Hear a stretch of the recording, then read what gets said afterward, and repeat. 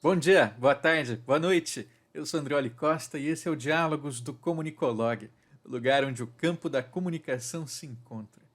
E no programa de hoje eu tenho o prazer de receber Pamela Pinto, que é jornalista do Ministério da Saúde, doutora e mestre em comunicação pela UF e agora cursa o seu pós-doutorado no Departamento de Comunicação e Artes da Universidade de Aveiro, em Portugal. Tudo bem, Pamela? Olá, bom dia, boa tarde, boa noite também. Tudo ótimo, Adel. Obrigada pelo convite. Muito obrigado por ter aceitado. E você que está nos acompanhando, eu reforço aquele convite que eu faço em toda entrevista. Deixa o seu like, deixa um comentário também para a gente ficar feliz, saber o que você está pensando do programa e assina o canal. A gente está sempre aqui trazendo novas personalidades, como eu disse no programa passado, né? Novos pensadores e pesquisadores da comunicação no Brasil. E Pamela, então, para que a gente possa começar, eu queria que você se apresentasse com as suas palavras para os nossos ouvintes, né? Para além da sua formação, dissesse para a gente quem é Pamela Pinto. É uma pessoa que gosta muito de pesquisar na comunicação. Eu faço isso desde a graduação lá na Federal do Maranhão. E em 2008 entrei nesse mestrado de comunicação e fiquei na área de pesquisa. Paralelamente à vida de pesquisadora e de mãe, também atuo na comunicação na assessoria de imprensa do Ministério no Rio de Janeiro. E aí eu tento equilibrar as duas áreas, né? Às vezes dou aulas também como professora substituta, e a pesquisa, a docência são as questões que eu mais amo profissionalmente. Em que momento que saúde se junta à sua pesquisa? Bem, pela minha trajetória profissional, eu sempre fazia assessoria voltadas para órgãos de saúde, né? Trabalhei na Fiocruz, depois entrei no Ministério, e na academia eu trabalho muito com comunicação política, comunicação e democratização das mídias. Chegou um momento que eu percebi que eu também poderia contribuir não só pela prática já existente na área, né, de conhecer um pouco mais alguns detalhes do SUS, e vi, depois do golpe de 2016, que algumas questões estavam mudando nesse cenário, na comunicação com a população. E aí decidi começar pelo perfil do Instagram, do Ministério da Saúde, e esse tema começou a ganhar uma presença maior na minha rotina de pesquisa, e eu resolvi aprofundar esse estudo no pós-doc aqui em Portugal. Então, para a gente acompanhar, né, o seu percurso, você faz um mestrado ali e termina ele em 2010, né? E aí logo em seguida já emenda um doutorado em 2011 a 2015. Nesse período, né, quais eram os seus interesses de pesquisa? A minha agenda, ela sempre foi em torno da mídia regional. No primeiro momento, eu entendi, comparando uma grande mídia, que era o jornal o Globo, com uma mídia regional, o Grupo Globo, com a mídia pertencente à família Sarney do Maranhão, que é o Grupo Mirante. E aí eu cheguei à conclusão de que aquela relação que existia de colaboração, não só econômica, mas também simbólica, política, ela se espalhava em outros cenários. Então, no doutorado, eu decidi investigar, afinal, o que é a nossa mídia regional hoje, né? Eu espero que a resposta tenha sido satisfatória. Ela gerou um livro. Essa pesquisa ela me trouxe retornos muito importantes como pesquisadora. Um deles, um dos principais, foi o Prêmio com Política de Teses. Eu fiquei muito feliz com o meu orientador, o professor Afonso Albuquerque, desse reconhecimento. Então, a gente fez um mapeamento dessa mídia regional e que mostra que a gente tem muitos problemas, não só nas regiões periféricas, mas também nos grandes centros, né? Fora do eixo Rio-São Paulo, um pouco Brasília, a gente tem esse uso direcionado da mídia por atores políticos. Por exemplo, a região sul foi uma grande surpresa, né? Apesar de ter um mercado muito ativo, é o principal mercado regional do Brasil, mas está totalmente influenciado por atores políticos. E aí, isso gera uma agenda mais ampla também, que é sobre o próprio direito à comunicação. E eu acho que esse link que faz a ponte também para que a minha pesquisa chegue na saúde, né? A gente está falando de políticos, de atores que têm poder de fala, de decisão sobre as nossas realidades, que controlam as mídias, se elegem seus filhos, né? Em 2016, por exemplo, a gente tinha o Ricardo Barros, né, que assumiu após o golpe, o Ministério da Saúde, e ele é um coronel midiático na sua região, lá no Paraná. Então, a gente tem esse ator que está há mais de 6 mandatos no Congresso, com influência na nossa saúde, né? E algumas questões estão sendo expostas agora com desdobramentos da CPI sobre essa gestão. Então, acho que esse controle de informação, também controle de direitos indiretamente, é uma agenda que me acompanha, né? Eu sempre venho falando dessa comunicação que é capturada pelo poder político em instâncias muito importantes da nossa vida, né? A TV, o rádio, e também, enfim, outras mídias agora com a internet, os sites. Perfeito. Olha, eu me lembro de toda a minha trajetória de pesquisa, né? Eu sempre ouvi uma coisa que era aquele conselho de evitar pesquisar o lugar que você trabalhava, né? Por conta de distanciamentos necessários. Então, você está trabalhando na redação, será que os seus colegas ali de redação, eles vão te dar a entrevista que você espera? Ou o constrangimento que vai ser você ouvir coisas ali que são comprometedoras, né? E eles vão achar que você pode levar isso para a chefia, enfim. Isso é uma coisa que na imprensa padrão, né, a gente escuta. Agora você tem ainda esse complicador que é o serviço público, né? Você está estudando uma comunicação pública e estando dentro dessa comunicação pública. Então, como foi para você tomar essa decisão? Foi tranquilo? Te deixou algumas noites sem claro? Como foi esse processo? Olha, nós trabalhamos na assessoria do Rio de Janeiro, mais centrados nos hospitais federais, né? Nós temos lá 6 hospitais que são da época da República, que a capital era no Rio de Janeiro. Então, a gente não tem um contato direto com a equipe e também não produz diretamente esse conteúdo das plataformas digitais. Então, esse distanciamento por si já foi uma zona de segurança. Eu não senti desconforto nisso, né? E eu acho que quando você se debruça sendo profissional do SUS, sendo servidora pública, para avaliar e tentar buscar melhorias, sem demagogia mesmo, de tentar buscar estratégias para uma comunicação de qualidade, isso é um ganho para a instituição. Quando você está na relação privada, isso já fica um pouco mais espinhoso, né? Porque a comunicação de interesse público, ela não visa o lucro, né? A gente trabalha para ampliar a informação para o maior número de pessoas com qualidade.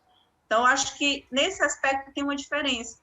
É diferente de eu fazer uma crítica sobre um veículo que tem valor de mercado, que, enfim, paga diretamente o meu salário. Eu acho que tem uma diferença nesse aspecto. Apesar de que cada vez mais, né, a precarização do serviço público ela vai batendo na porta e a estabilidade do servidor público, que era essa segurança, né, da gente poder ter um pensamento crítico e exercê-lo dentro do trabalho, ela acaba sendo colocada em xeque, né? Sim, sim, eu acho que a gente tem que ficar muito atento, não quem está envolvido diretamente nisso, mas toda a sociedade, porque em todas as nações, o serviço público ele é uma garantia do funcionamento, da ordem dessa instituição maior que a nação, né, o país. Então, no momento que você entrega ela, terceiriza, você fica muito vulnerável. E a gente tem que ficar atento a essa questão, não só quem trabalha ou quem é beneficiado diretamente, as famílias, né, mas os cidadãos brasileiros têm que estar atentos a esse jogo de interesses por trás, né? A gente está vendo a própria gestão agora da crise sanitária com interfaces com o mercado e como essas interfaces estão sendo complicadas, né? Então, é bom a gente pensar nesse aspecto. Então, Pamela, você está aí no olho do furacão, né, nesse momento de pandemia, pensando saúde, trabalhando com saúde, pesquisando saúde, e saúde se torna esse problema a nível mundial. Eu queria que você contasse para a gente do que consiste a sua pesquisa de pós-doc e em que momento que você inicia ela? Era 2020 já? Foi um pouquinho antes? Como que foi isso?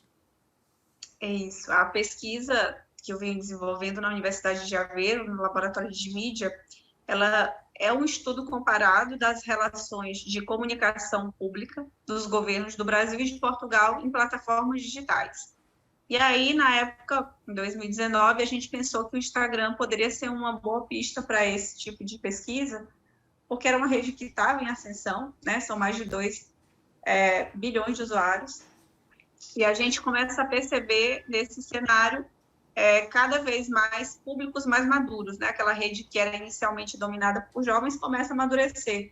A tensão política dispersa algumas pessoas do grupo do Facebook, né? Mas leva para a mesma casa. O Instagram, para quem não sabe, é do grupo do Facebook. E a gente pensou que era um espaço estratégico para ver essa relação com o cidadão. E o foco desse estudo é entender como se praticava e tentar propor boas práticas. E aí a pesquisa ela busca ampliar esse olhar para os dois órgãos que são estudados e pensar em saúde pública, né? Como que uma Secretaria de Saúde do município, do interior do Brasil, ou uma Secretaria de Estado, ou um órgão não governamental, vou falar de saúde pública com a população. E aí, quando você pensa nas plataformas de redes sociais, Instagram, TikTok, antes da pandemia, a gente já era bombardeado sobre saúde.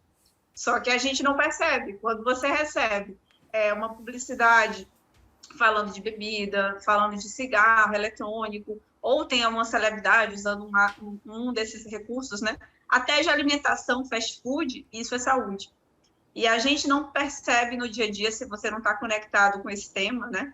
A questão do bullying de saúde, a questão também do estímulo a injúrias ao próprio corpo, como suicídio, é saúde.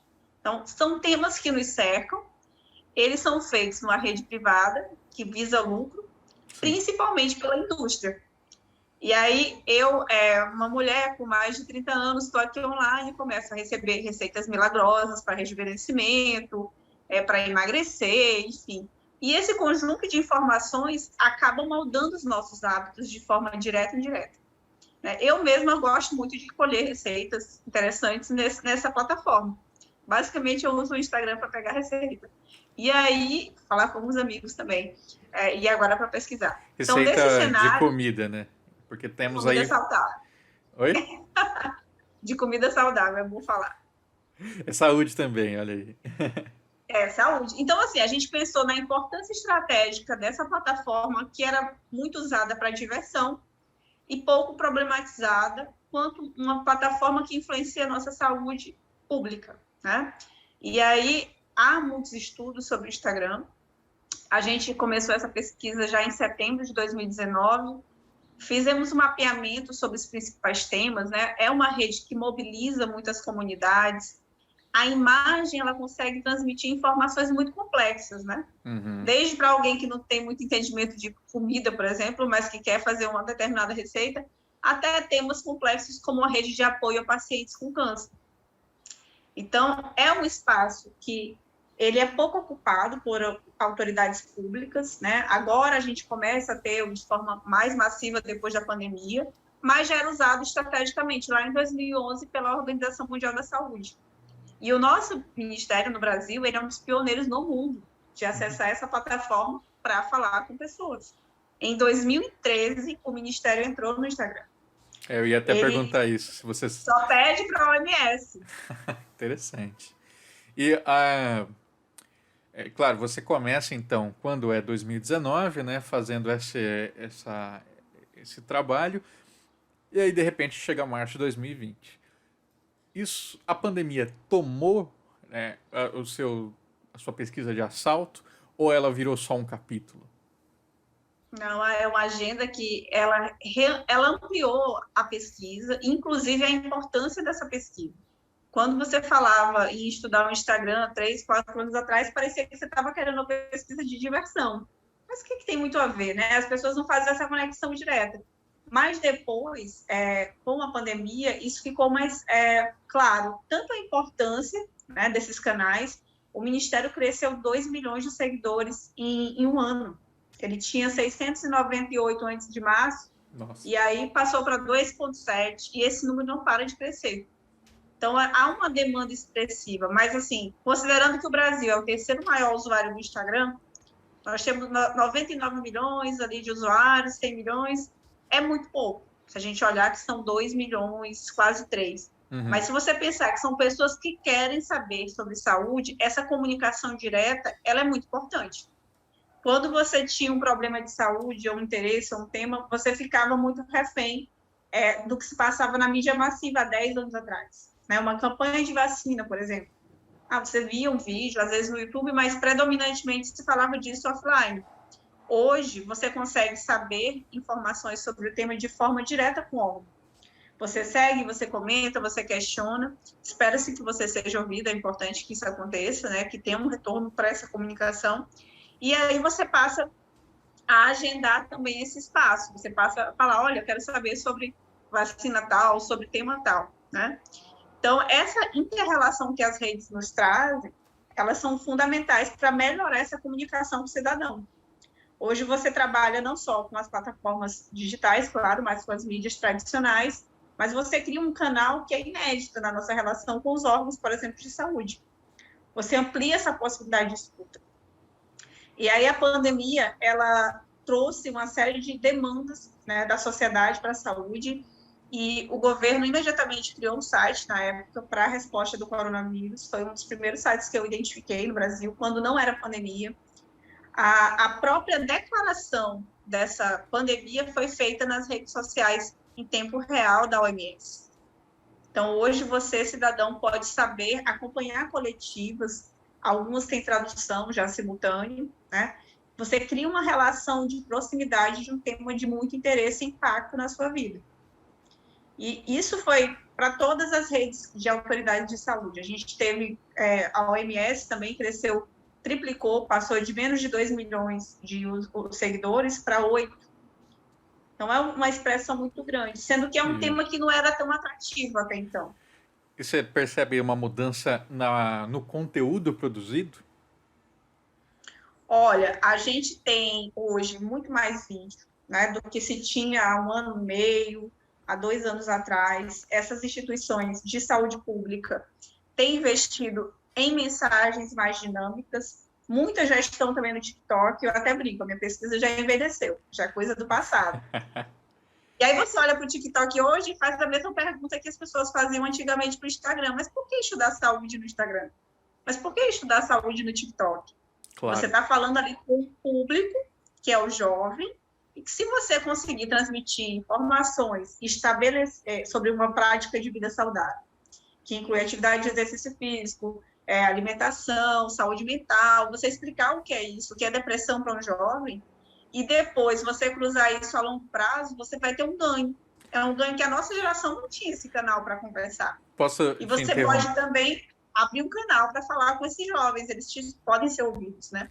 Eu vou te interromper só para fazer uma reflexão que me veio aqui, né? E aí, como que muitas vezes você olha o material de saúde que é compartilhado no TikTok, ele entra naquele âmbito do fediver, né, do jornalismo, que é gente olhando espinha no microscópio, gente estourando furúnculo, dentista mostrando como é que faz a limpeza, né? Então, minha companheira aqui, ela adora assistir esses TikToks de médicos mostrando as suas coisas. Mas, né, tem também esse outro lado da produção, né? Assim como no jornalismo, para além do fediver, tem outros materiais ali que muitas vezes essa espetacularização, ela mascara. Sim. E na própria questão da saúde, do ponto de vista das disputas desse espaço, né?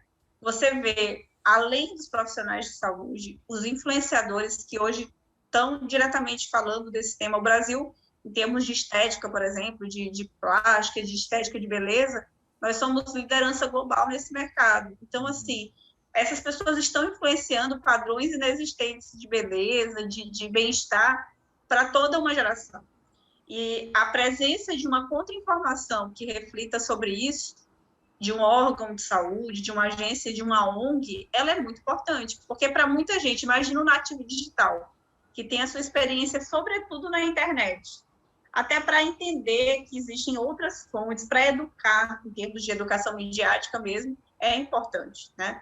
E essa contra-informação, ela passa por uma pressão muito grande, porque, como eu falei, o Instagram é uma ferramenta privada, ele tem interesse em lucro. Hoje ele tem 25% da fatia de lucro do grupo Facebook, declarado, né? A gente não sabe até que ponto esse dado é preciso.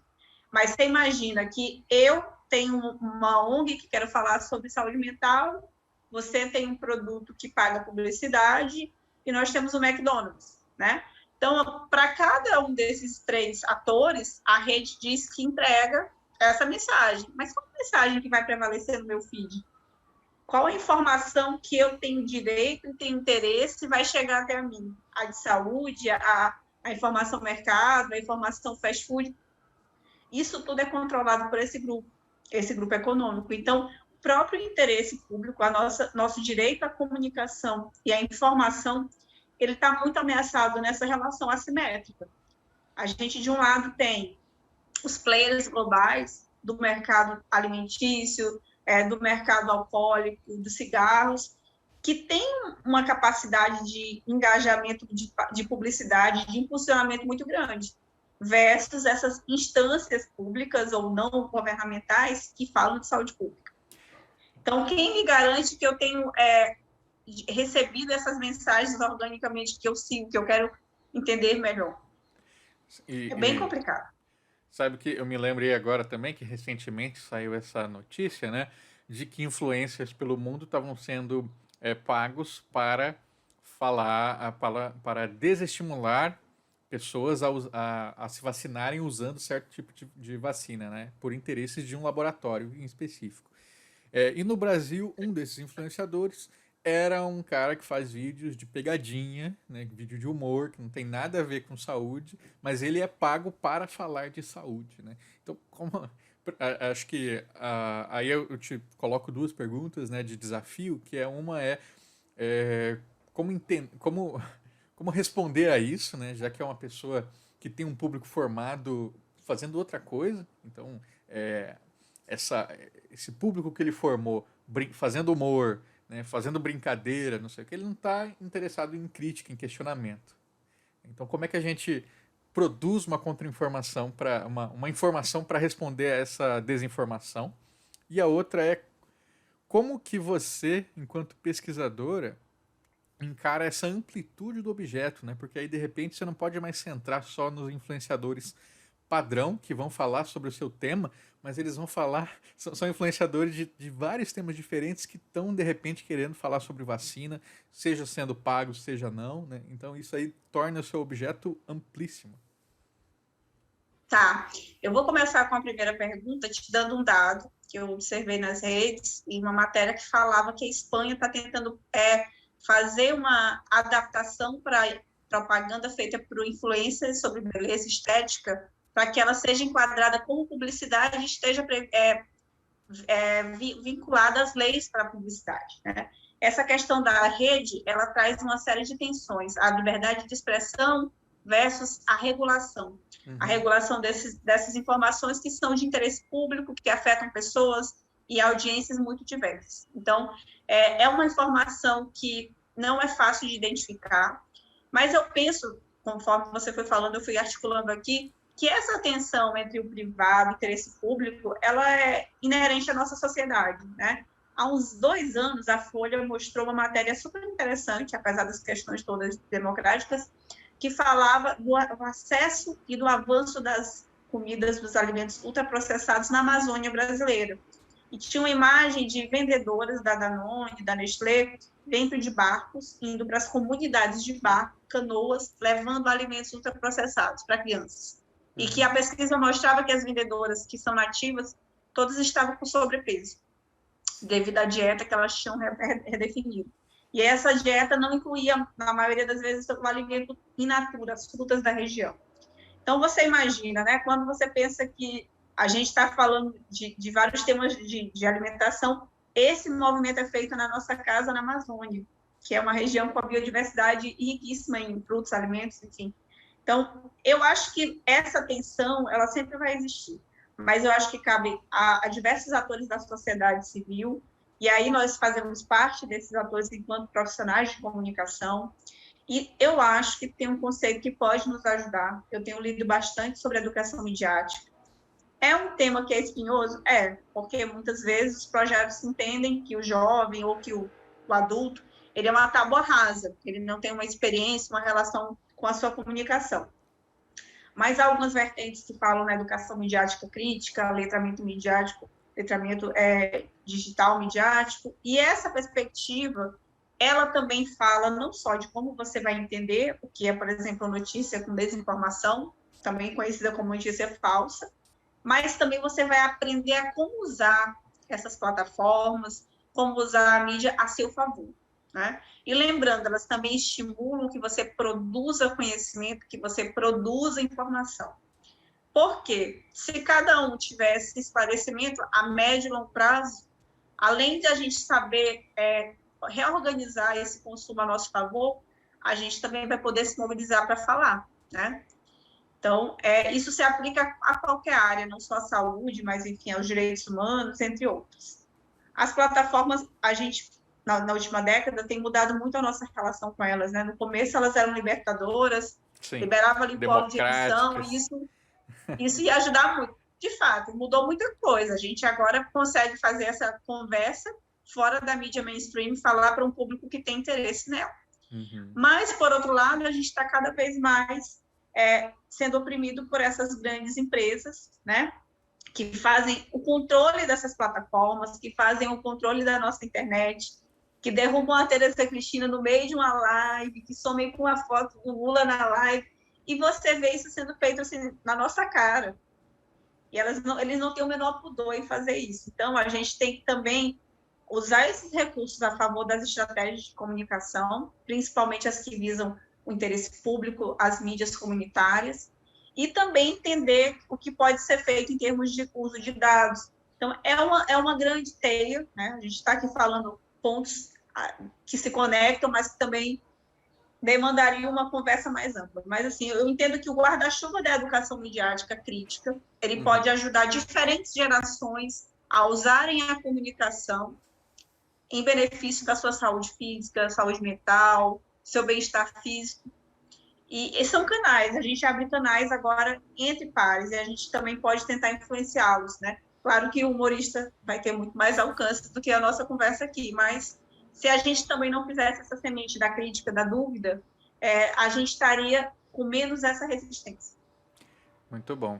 E aí agora aquela questão que o pesquisador fica pensando, né? Como é que eu faço o recorte agora? Se, como eu tinha dito, né? Todo mundo agora quer falar sobre esse tema, né?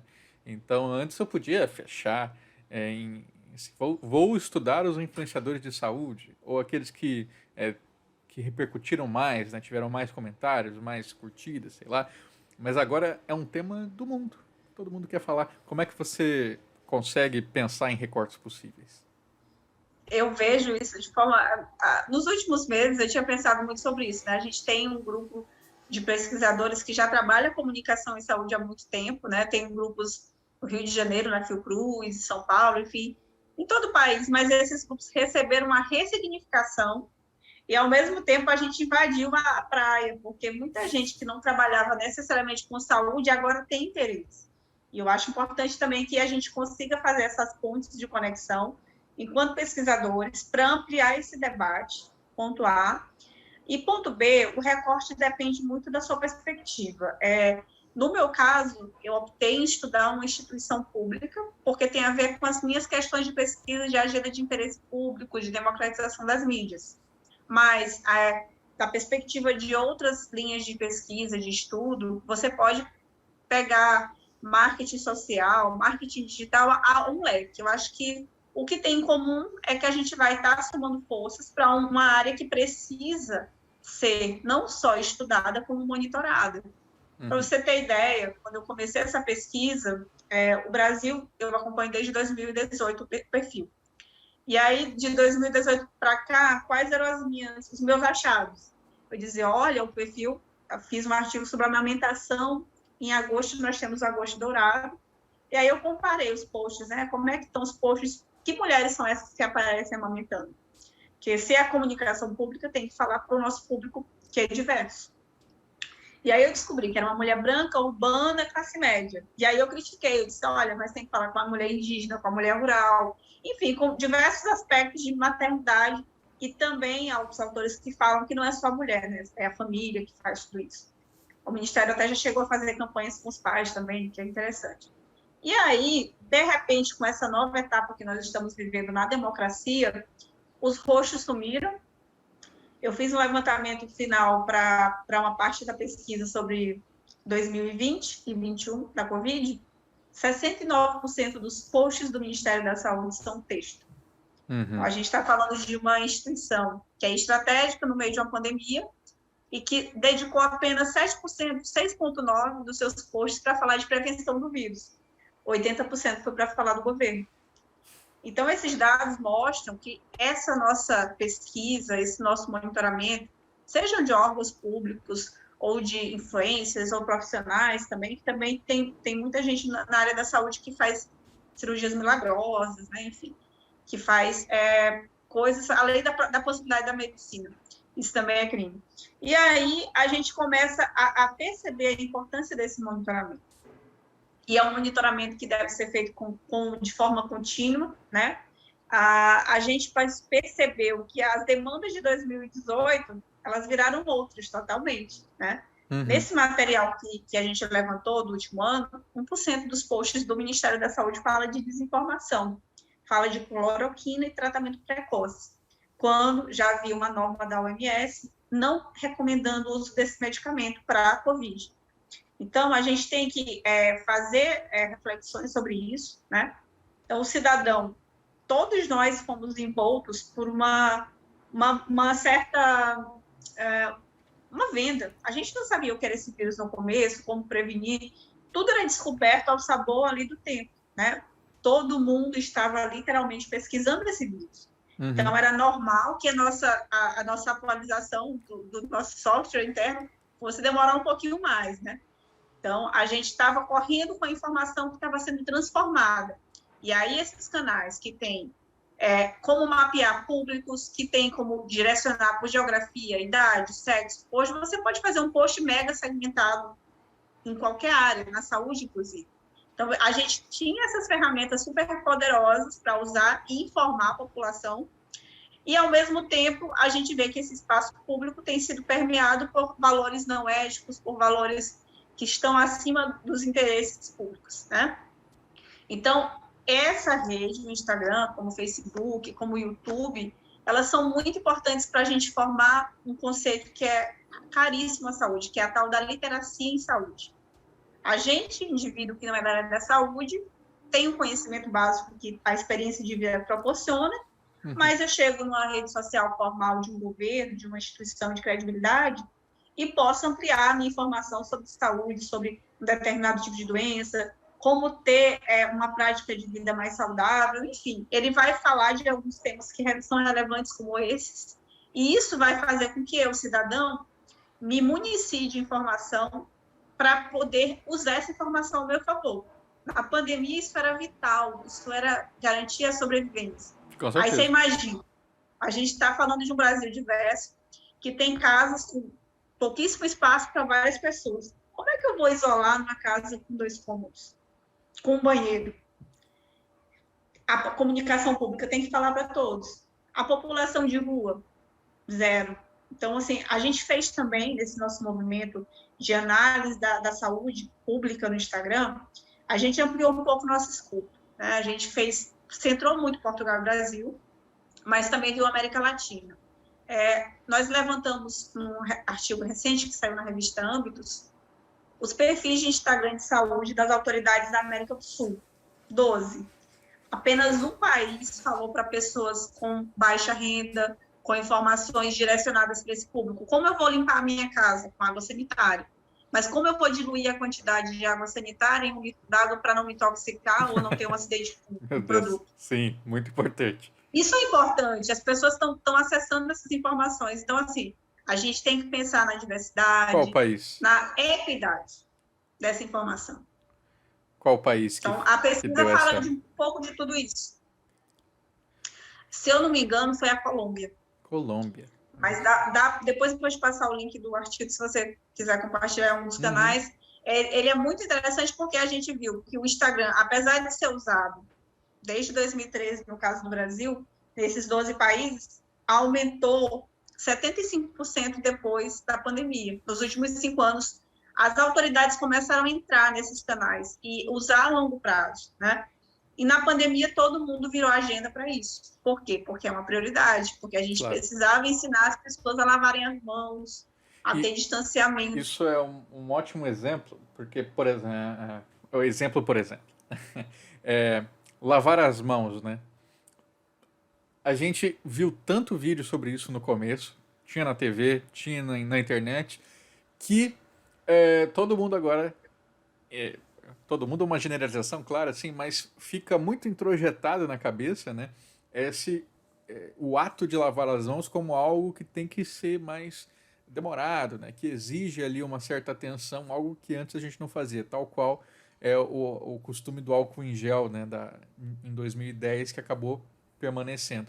Acho que é a mesma coisa a gente percebe também durante a pandemia no aumento do uso das máscaras PFF2, porque se no começo era, era de lei assim, né? Usem máscara de pano, usem máscara de tecido, aí a gente achava que estava protegido e de repente, opa, não, tem outras alternativas aqui que já estavam no mercado antes e que a gente só não tinha esse conhecimento. Então dá para ver nitidamente ali o aumento do número de uso de máscara PFF2 N95 a partir dessa virada ali de 2020 para 2021, né? Mas o que acontecia? A gente também fez um artigo que vai ser publicado esse ano sobre a máscara. A máscara em si é um tema muito delicado, porque a gente tem fornecedores globais, mercados globais e uma escassez de conteúdo, de material. Então, a OMS fez, antes do anúncio da pandemia, um dia antes, ela falou, vamos reservar as máscaras para profissionais de saúde, ponto. Uhum. Principalmente em países que têm dificuldade de acesso ao insumo. E aí, no dia seguinte, ela publicou o anúncio da pandemia, e essa orientação, ela foi atualizada em abril, mais ou menos, ela já teve contra-informações sobre isso. O CDC, uma entidade de saúde também dos Estados Unidos, governamental, ele em abril fala, pode usar máscara de tecido quando não puder ter distanciamento social. A OMS só vai assumir esse risco em junho. Então, a gente passou ali de 2 de abril, quando saiu esse informe, o Colégio de Cirurgiões dos Estados Unidos aderiu a essa nota e também recomendou máscara onde não conseguia ter distanciamento. E aí a gente vai para o cenário brasileiro, né? Nosso cenário é de extrema pobreza, de variações enormes, de desigualdades gigantes, e essa questão da higiene, do distanciamento e da máscara de pano, elas foram passando por adaptações considerando esse contexto, né? O governo no Brasil indicou, a partir de 4 de abril, teve um documento do governo da Anvisa, do Ministério da Saúde, reorientando a população a usar máscara de tecido para deixar a máscara de maior precisão, né, as máscaras faciais cirúrgicas para a saúde. E aí, ao passar do tempo, foi se reestruturando o ciclo de produção, o mercado voltou a ofertar esse material e foi sendo readequado também de forma mais responsável e horizontal, né? Não é uma decisão também só do cidadão. Eu acho que na próxima pandemia, espero que demore muitos anos, a gente já vai estar muito esperto com a máscara. Eu cheguei aqui, eu fui no supermercado e vi algumas asiáticas, né, de máscara. Eu falei, será? Máscara cirúrgica. Ele já tem essa tradução, cultura Sim. lá, né? Bem no comecinho, massa. Aí eu fiquei assim, será? Será que isso vai ser? E, de fato, hoje é praticamente a nossa água, né? A gente só sai de casa conscientemente protegido com também essa medida. Então, assim, é importante falar com a população em tempo real. É importante informar e atualizar. E esses canais permitem isso, né? O que você acha, né, de também uma outra situação que é como que essa vigilância, né, contra o Covid, muitas vezes ela parece ser proforme. Por exemplo, a medição de temperatura no pulso, né, que a gente sabe que não é efetivo, mas que todo estabelecimento coloca isso como nós estamos tomando todos os cuidados, agora a gente mede a temperatura no pulso para quem entrar e disponibiliza álcool em gel. E também o uso da máscara, né? Você usa a máscara, mas você tira para comer, você tira para beber água, você está dentro de um restaurante, dentro de um shopping, né? E aí você come lá o seu açaí e tira a sua máscara. Então, o que está mudando, né? O vírus, ele respeita o seu momento de refeição? A gente sabe que não, mas parece também que é uma... A gente está se sentindo praticando algo em prol da nossa saúde, ao mesmo tempo em que está cometendo todos esses deslizes. Olha, eu não tenho conhecimento técnico para falar. O que eu vou falar é a partir do meu achismo, né? Não estudo dessa parte da biologia, mas assim, eu acho que a gente está aprendendo e em 2009 a gente teve o H1N1, como você falou, e a herança do H1N1 foi o álcool gel, né? Na pandemia, na epidemia de HIV, a nossa herança foi a camisinha. Uhum. Então, eu me pergunto, de fato, assim, qual vai ser a herança da Covid? Espero que seja uma herança, porque eu espero que ela também não dure tanto. Mas eu acho que esse conjunto de medidas vão estar tão introjetados em todos nós, por mais que a gente tenha resistência a pessoas que, de fato, até hoje não conseguem adaptar-se a essa nova lógica, mas a gente já vai ter uma consciência. Por exemplo, a gripe no Brasil ela é tratada como algo super simples. Você tem gripe, você vai trabalhar, seu filho vai para a escola, é normal, está gripado. Daqui a 2 dias, sua sala está contaminada e a gente não problematizava tanto isso. Hoje em dia, as condições que a gente tem para chegar ao trabalho, veículos de condução pública lotados, a gente foi naturalizando algumas questões. Hoje em dia, depois dessa aula de biologia, de biossegurança que a Covid nos trouxe, eu acho que a gente vai repensar algumas das nossas condutas. E aí, cada um no seu mundo, no seu contexto social, né? Para algumas pessoas que não têm tanta informação, já são mais idosas, é muito difícil processar e remodelar tanto assim a sua rotina. Para pessoas mais jovens que estão influenciadas pelas redes ou por culturas negacionistas, não é Sim. necessário. Então, acho que a gente vai ter aí uma mediana e a gente vai passar, talvez, a incorporar alguns aspectos desse nosso trauma, né? Porque eu acho que isso vai ser um grande trauma na nossa história. Já aconteceu na gripe espanhola, né? Alguns registros recuperaram isso. Sim. E a gente perdeu, mas assim, eu acho que a médio e curto prazo a gente vai estar mais atento a essa questão da higiene e o cuidado do nosso corpo. Mas isso é um achismo puro, tá? Não tenho nenhuma pesquisa para te falar sobre isso, nem feita, nem lida, só um achismo. Para a gente encerrar, então, eu queria que você apontasse se você já percebeu distinções entre essa comunicação pública sobre saúde de Portugal e do Brasil, que possa compartilhar com a gente. Sim, a gente monitorando de 2019 para cá as 2 redes, né, eu e as minhas 2 orientadoras, a professora Maria João, a professora Ana Margarida, nós verificamos uma virada aqui em Portugal super importante. Quando eu cheguei, o Instagram daqui, ele era muito precário, parecia que era feito assim, para um adolescente, sem brincadeira, assim, cortes mal editados, assim, cortava a foto no meio, legendas muito imprecisas, e eles reformularam isso, criaram um canal ativo, dinâmico, chamaram as celebridades para falar com a população, diversos segmentos das celebridades, jornalistas, enfim, foi uma campanha organizada pela Direção-Geral de Saúde, que é como se fosse o Ministério da Saúde aqui, e eles conseguiram emplacar isso não só no Instagram, mas em outras plataformas, na mídia massiva, e no Instagram a gente percebeu isso. O que eu percebi no Brasil? Um uso da ferramenta Instagram do Ministério da Saúde para publicizar atos do governo federal. E é um uso que, inclusive, passou a ter desinformação. Então, diante disso, a gente passou a perceber uma rede que já existia, que com competência falava de saúde nas redes, era uma referência e que hoje passou a perder seguidores e passou não só a perder, mas ter descrédito.